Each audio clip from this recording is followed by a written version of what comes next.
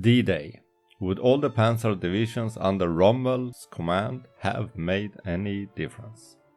This is just my opinion, but I will base it on as much facts as I can. I try to avoid second-guessing events 8 years after they happened, as now we know what happened, we have all the facts, and back then they didn't. So take what I'm about to say with a healthy dose of skepticism. 1944, 6th of June, the Allies invade France in Operation Overlord, and they start a long road to liberate Western Europe and help defeat the Nazis. Much have been said about the German Panzer Divisions and how they were deployed before the invasion. And the question asked is usually, what if Rommel would have had his way with the Panzer Divisions? Might that have changed the outcome? An example supporting this is the 21st Panzer Division, the only Panzer Division attacking on the 6th of June, that came between two beachheads and is seen as a missed opportunity. Rommel wanted the Panzer Divisions closer to the beach, ready to strike against any invasion before the bridgeheads were secure. In reality, the panzers were mostly held back in a central panzer reserve. So would his deployment have changed the outcome?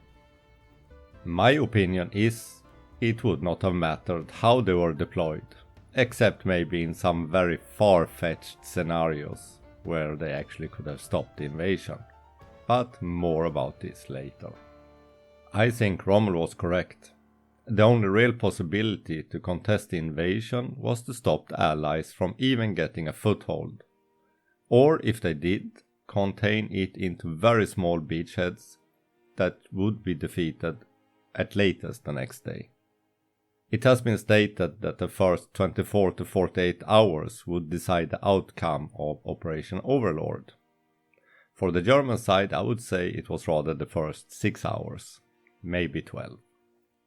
I think that defeating the invasion would never have been possible under almost any circumstance that I can see, even with more Panzer Divisions in the area. We can take the 21st Panzer Division and its attack during D-Day as an example. The division suffered from poor communication, which is not surprising considering the total air superiority of the Allies, and the German High Command's expectation of the real invasion coming in the Pas-de-Calais area.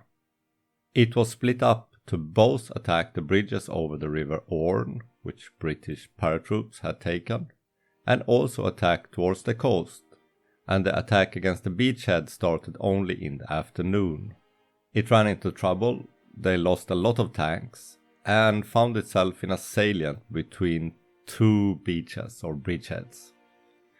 Wisely enough, during the night they pulled back, or I'm pretty sure that they would have got pommeled into oblivion on the 7th of June.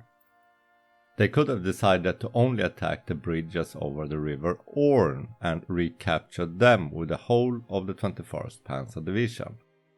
Those bridges were very important to get in reinforcements from other areas. One Panzer Division attacking late in the day would probably not have pushed one bridgehead back into the sea. Two Panzer Divisions might have done it, but for that they really needed those bridges over the River Orne. And whatever they decided to do, time were running out for them, because the Allies were pumping in reinforcements all the time. We can look at the Allies landing in Italy, especially Salerno and Anzio, to get an idea what would have happened if the Germans had stronger forces very close to the beach, but not on the beach. At Salerno, the Allies landed, opposed by one Panzer Division, the 16th. Even so, they managed to land and create a beachhead. The German, as they always did, counterattacked, and they almost pushed the Allies back, but they succumbed to naval gunfire and Allied air superiority. At Anzio, something similar happened. Here, the Allies got on the beach with almost no opposition, but the Germans acted quickly and managed to get a powerful force of infantry and panzer divisions around the beachhead. During very heavy fighting, the Germans kept attacking, probing and pushing back, almost succeeding in recapturing the beachhead or bridgehead. In the end, they failed. The Allies used almost an exponential increase of firepower, so the closer the Germans got to the beachhead, the more firepower the Allies poured in, breaking up the attack and halting it. The Allies fought very well here. They used their air superiority, naval, gunfire and artillery, plus counterattacks to halt the Germans, inflicting some 40% casualty on some of the attacking units. A German attacking force with at least a 2-to-1 advantage of first-rate units at any point would still struggle to win. Win meaning here that they would push down to the beachhead and push the Allies back into the sea. The naval gunfire and the also dreaded Yabos, or ground attack aircraft, would have made any victory, even if they succeeded, a very costly one. The Allies had 5 beachheads, plus airborne troops scattered behind the beaches. Different figures states how many Allied troops landed on D-Day, but at least 90,000, maybe up to 150,000. So the Germans would have needed 200,000 to 300,000 troops in the area to have a fighting chance of eliminating all the beaches that day or maybe the following day on the 7th of June. And even so, it wouldn't have been a foregone conclusion. One can assume that the Germans would try to roll up one beachhead after another if they had the forces, but that would give the other beachheads time to push inland and grow in strength, while the attacking force would probably take 30-40% casualties. So in reality, capturing one beachhead would have eliminated that attacking force, and any other reinforcements were days, even weeks away. So let's assume Rommel commanded all the panzer divisions in France up to Denmark. What dispositions could he have done that would have offset the Allied landings? Not that much. He could for sure have made the push inland more costly, but in reality I don't think he could have stopped it. Rommel had direct control over 3 panzer divisions by the 6th of June. It was the 2nd, the 21st and the 116th panzer divisions. Of these 3 divisions, only the 21st panzer division were close to the beachheads at Normandy. The other 2 divisions were north of the invasion area, just west of Paris, defending the Pas-de-Calais area where the Germans expected the invasion to come. Had he controlled all panzer divisions, he would still have needed to deploy them to cover all possible invasion areas, and the Pas-de-Calais area would have required at least 2 to 4 panzer divisions. So now we're down to maybe 5 to 7 panzer divisions. Not all of those would be in the Normandy area. Let's say that he had very good foresight and he used half of the remaining panzer divisions in that area. With the same confusion that the 21st Panzer Division encountered, we can assume that the other divisions would have encountered similar problems. Attacking by the afternoon probably. All the time taking casualties from Allied fighters, having to push through airborne forces to actually get to the beachheads. Now if we assume it would require 2 panzer divisions per beachhead, which is actually low. Based on Anzio, they would probably have needed maybe 2 panzer divisions and 1-2 very strong infantry divisions. But let's say, okay, they attack with 2 panzer divisions, they did it all out, everything went perfect for the Germans. Best case scenario, I think they would have captured maybe 2 out of 5 beachheads. Taking heavy casualties, the attacking force would be spent after that. The invasion is still not defeated. Now Rommel could have placed all the divisions in Normandy, but why would he? he didn't think the invasion was coming there, as is shown by his disposition of the 3 Panzer Divisions he actually had control over. But let's say he did it. Why would the Allies attack in Normandy? Unless he moved all those divisions just days before, which is not likely. I cannot see how the Germans could have won after the Allies had created their beachheads.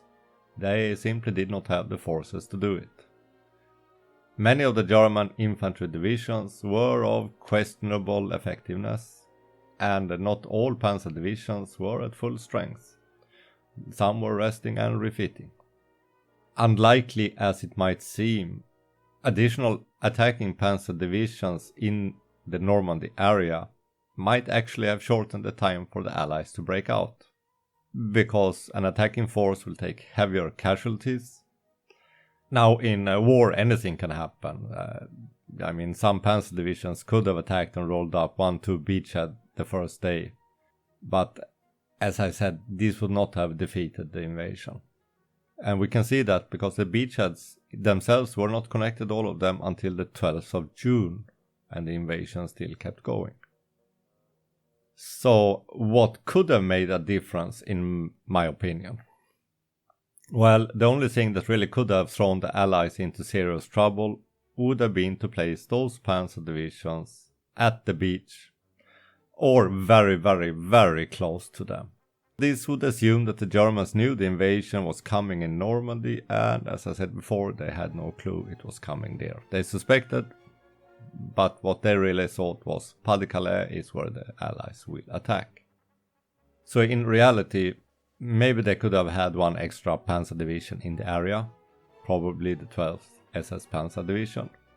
But I don't think the 12th SS Panzer and the 21st Panzer Division could have eliminated even one beachhead.